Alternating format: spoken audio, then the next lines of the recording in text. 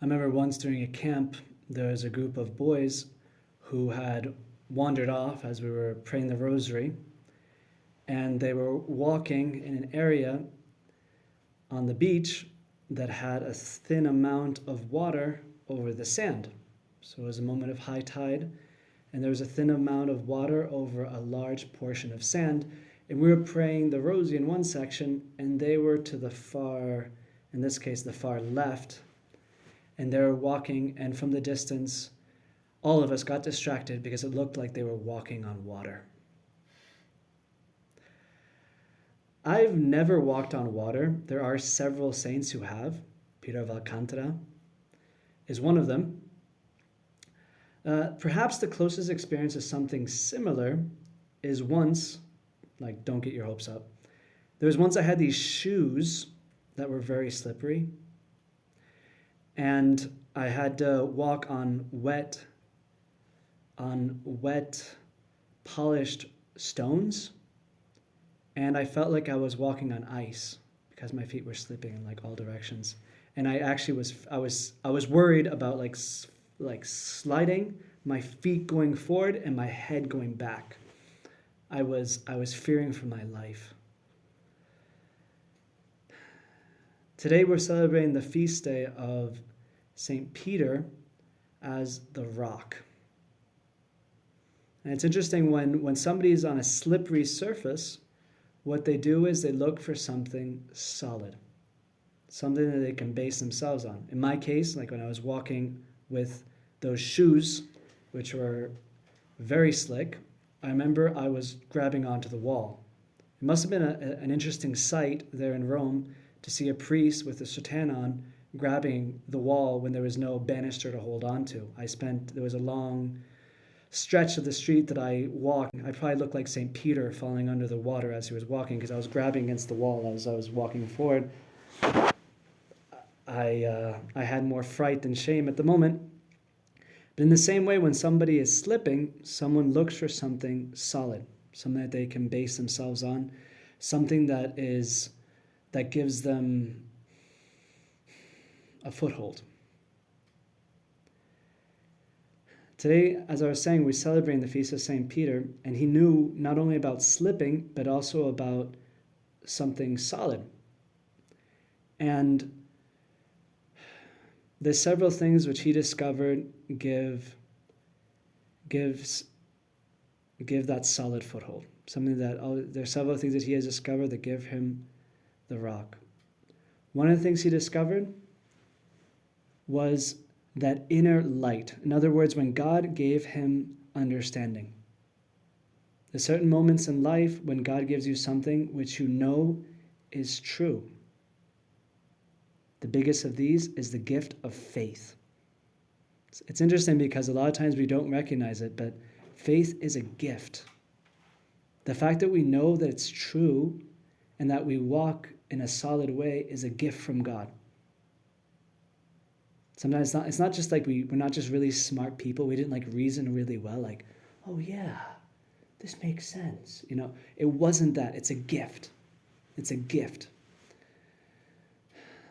And it's interesting that Jesus says to Peter, "Blessed are you, Simon, son of Jonah, because flesh and blood has not revealed this to you." In other words, it wasn't the fruit of really smart reasoning. Like there are some people that reason really well, and you always notice that in the religion class. There's always some kid that reasons better than others. But it often happens that there might be someone they might reason really well, but they just don't get it. There comes a moment when they receive from on high the gift of faith. The gift of faith. Remember once I heard there was a student who was a smart kid in the class, but for some reason, he couldn't understand the things that were going on in the catechism class. Like he just didn't make sense to him. And interestingly enough, they found out later that he hadn't been baptized and that he hadn't received the supernatural gift of faith. He was baptized, he received faith, and everything made sense. Just a reminder for the rest of us that what we have, the fact that we're walking on water on a regular basis, is a gift of faith.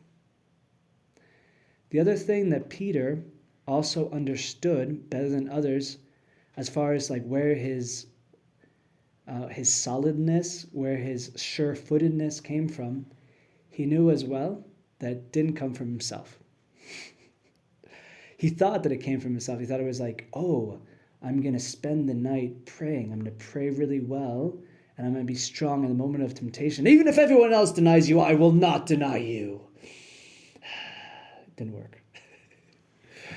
Didn't work. He was convinced afterwards that the strength, what gave him that solidness of soul, did not come from him. He became more and more convinced that he himself was essentially quicksand, even if he was called a rock. Even if he was called a rock. That was the second thing that he had for sure, that was solid in his life.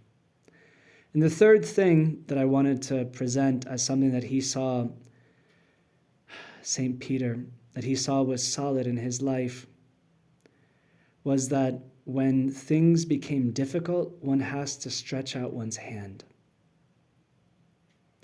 In the case when he was walking on water, he knew that he had to stretch his hand towards Christ. I like to think of it as him raising his hand upwards. They say, if you've ever met people who swim well, I don't swim at this level, I wish I did, but those who can swim really well, they can actually push themselves up to their waist out of the water. Next time you're in a pool or in the beach, try it. It's like you push really hard, you get like up to your chest maybe, but there's people who can actually get up to their waist from kicking so hard. I don't know how high Peter got, but I don't think he got quite that high, but he might have, just because of the fact that he was sinking. So he was at the top and he was going lower. He might have started to kick like a madman. Either way, he lifted his hand above all upwards towards Jesus. And it's interesting when you think of, even on a human level, like in my case, I literally did go for the wall. Like I was definitely not going, when I was walking with my slippery shoes, I was definitely grabbing onto the wall and my hands are going towards the wall. But notice the fact that I was also using my hands. My hands are going in a direction. And it's interesting also, I think I'm looking at, perhaps, have you done tightrope walking, that type of thing? La cuerda? Okay. So I have one person in front of me who has done tightrope walking. And one of the things they say, and that you'll notice if anyone ever wants to walk on a curb or something which is thin, or just even a log that's pretty thin, what you do is that you stretch out your hands. Isn't that interesting? That you put your hands in the shape of a cross to gain balance.